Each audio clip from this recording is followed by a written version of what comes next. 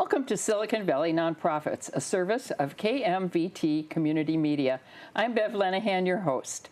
Today our guest is Gary Morton, president of Miracle League. Thank you for being with us today, Gary. Nice to have you. Thank you for having me. Well, we're going to talk a little baseball today. It's baseball and season. Special needs kids and adults. And special needs. But let's start with the baseball part. Baseball used to be sort of that national pastime. Now we've got so many other ways to pass our time. And I'm interested in share with our listeners how you've brought baseball back in sort of a mainstream and to a special group here in the United States and beyond. Well, the Miracle League of San Francisco Peninsula, it is a social service nonprofit. It's an adaptive sports program for special needs and learning and developmentally disabled youth and adults. And we teach them, we play ball. We play baseball. That's how you do it, isn't it? That's how we do it. With baseball. Yeah, and it's a national organization. Over 250 leagues from, Canada down to Puerto Rico. Whew. And there are over 300,000 players. Oh my goodness! I had no idea there was that many. That many. That's fabulous. Yeah. That's a lot to keep your hands on and figure out. So. Well, it's nice having that little backing, and it's in the Hall of Fame, and 25 Major League Baseball teams are involved in the Miracle League. Oh, that's fabulous, and as they should be, I would say. Yes. So I'm curious too. You have buddies in this system. Yes, we do. And how do the buddies and the adaptive equipment that you have enable a strong program for this sector that you've chosen to focus on? Yeah, well, the first thing that we're trying to showcase is that it's really important for the special needs community to have recreation and exercise. Yes. And there are limited opportunities for that group. Surprisingly, but yes. And then the other one we're trying to do is that we also want to showcase that the Miracle League is all-inclusive, not only for the special needs community, but for the able-bodied community as well. So they intermingle. I didn't realize that either. So I think that's healthy, because then in all other aspects of their lives, you want everyone to fit well together. We have a buddy system, so where every player has a buddy, and most of our buddies are middle school, high school, young adults who are playing side by side with our Miracle League players, and it is an amazing sight, and they keep them safe, teach them how to play the game, and they learn about themselves as well. Of course they would. Everyone grows in that kind of situation, for sure. I love this buddy idea. So this idea of the importance of exercise for all of us, but in particular the group that you're focusing on, how does exercise really help them in all aspects of their lives? Well, one, it gets them onto the field where they can play, but it also, you should watch these buddies and our players interact. There are friendships being developed. Good. There are self-esteem being built, and that's what just warms my heart, is to see that happening, and just that's growing the total person, isn't it? Absolutely, for sure, on both sides. And equips us for the workforce, for our social lives as we grow into adults. More and more, I think this integration is so very helpful and important. Yes, I've seen it on playgrounds lately, where they're having all-inclusive playgrounds, and it just makes such sense to me. Surprised we didn't do it before. Well, and we'll talk about the field, but part of our custom field is that I also want to put in a small inclusive playground as well. Oh, very good. Because I really believe that recreation needs to be multi-generational, from grandparents down to grandkids, down to families. Very important. So you sort of try it out here in your home area, but it gets spread then throughout the United States and Puerto Rico and Canada? Well, I think that it's kind of started out there, and I want it here. This is, and that's kind of my story, right? So do tell us your story. It's very personal, if you would share it. Yeah, well, my passions are being the best person for my family and baseball. And so I was down at a wedding in San Diego 4 years ago, and I was at the reception, and I heard a ball game being announced.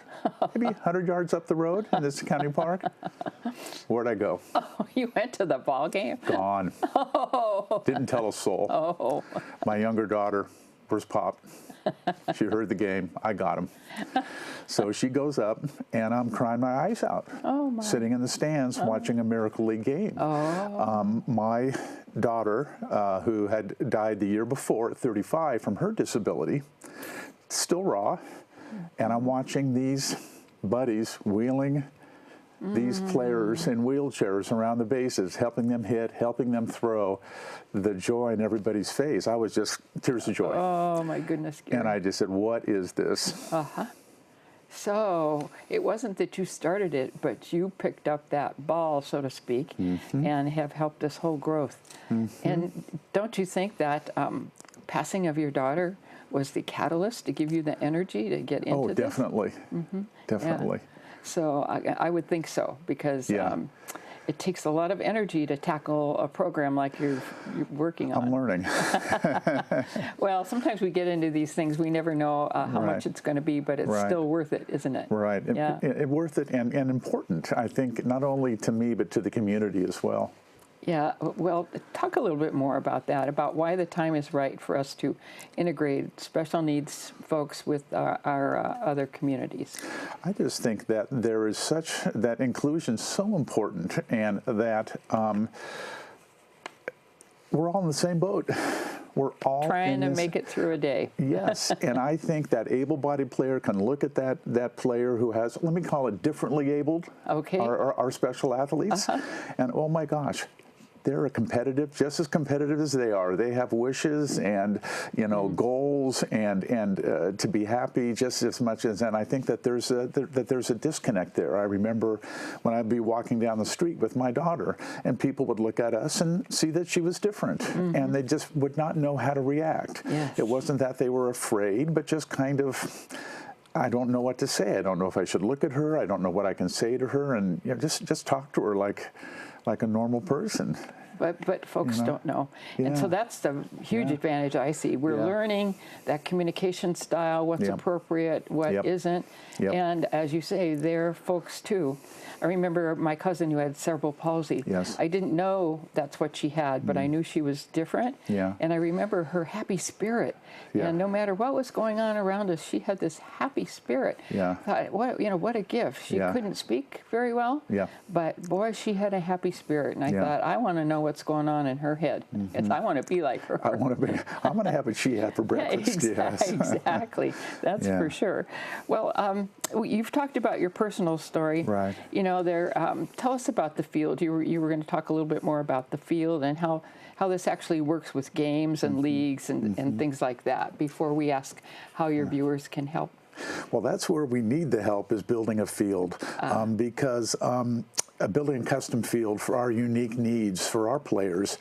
If you look at a traditional baseball field, not built for wheelchairs and assistive devices. No, they don't, through the dirt. And the dust, and they just don't work well. So part of the Miracle League is that it's a seamless, latex-free, rubberized field that has a cushion on it, so if the players fall, they're protected. The field, so it's painted in. Oh, it's painted. It's painted in, right? Of this special on top of the latex. It's like a track that you see running around a track. The fences are 120 feet, so if one of our players catches one, it's a home run, and the smile on their face going around the bases is amazing. Large dugouts for wheelchair access, so wheelchair parking. Just the foyer coming in, it just makes it's a field. It's kind of turning the tables, is the way I call it.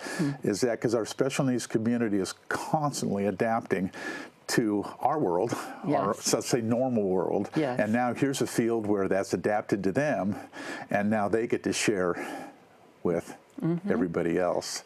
And so that's a big one, to build that field. There's not a lot of open space here in Silicon Valley. No, there isn't. And are they permanent, or can they be semi-permanent and be taken up and put back down, or do they need to be permanent? The fields that I've seen are permanent, but the ones that we're proposing is that it can be used for also soccer, for adaptive soccer, right? It can also be used. Paint.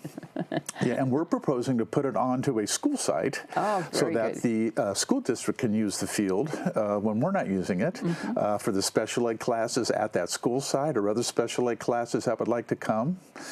So it can have multi-uses. And if there's a field there, if there's a playground there, all-inclusive, the special ed classes at that school can also use that playground. Oh, what a great idea. That's the idea. So strategically speaking, you would work on an idea like this and then try to roll it out to other places, other Miracle Leagues across the country? Well, we're actually, the Miracle League, each chapter is kind of on their own. They kind of get their, each one depending on the city and the community and kind of how people are supporting us, it kind of has its own, kind of its own motor. Okay. And so that's what I'm finding, is that I thought maybe when I signed up at the Miracle League, they would tell me how to do it. And it's more like, here's what we can give you. So I've reached out to Modesto. That's the nearest Miracle League, and I've been talking with them a lot, and the San Diego one. And do you call them chapters? Chapters or leagues, yeah. Okay, that makes sense. And so but I'm finding out that this is my thing. This is kind of, it has my stamp on it, and so we're kind of, but I want it to be here. I want it to be in the Bay Area here. Yes. Modesto, I know with my daughter, too far to drive. Yes. And yeah. So we do need them regionally for sure, and locally would be even better. It would be. I mean, and we had 25 players in 2018. Our fall season, we had 50 players. We now have close to 60 players and growing. Wow. So it shows me that there's a need. How do you identify them? We will, where have I gone? I've gone to Avalon Academy, Bridge School, Gate Path, just a lot of these great nonprofit centers that are working with our special needs youth. My daughter was at Family Housing and Adult Resources up in San Mateo. We're getting a lot of players. We have almost 30 players who are 18 and over. Oh my goodness. Yes. So the recruitment is not necessarily the issue, but I'll bet supporting your nonprofit, you could use some help. We could use some help. So as we wind up today, why don't you tell our viewers how they can help? Well, I think they can help. One, go to our website at www.miracleleaguesfpen.com. They can volunteer, they can donate, and we need that field. And that's that huge capital campaign fundraising. And we also need to build a board. I'm finding out that what we have now are family and a lot of great people, but it's more of a working board. Yes. And we're understanding that we have to build a board that's going to set policy and help us fundraise, who have connections out in the community to help us build this field and to help us keep this operating. So I think the main ones are, yes, finding players, volunteering, and helping us raise that money. Well, wonderful. I can tell you from my personal experience, getting a solid board is going to take you to success. So good fortune in finding that board. Thank you. And in getting those fields. And thank you so much, Gary, for the work you're doing with this special group. And I know many people appreciate it and will be able to identify with it. Thank you for being with us today. Thank you for having me today, Beverly.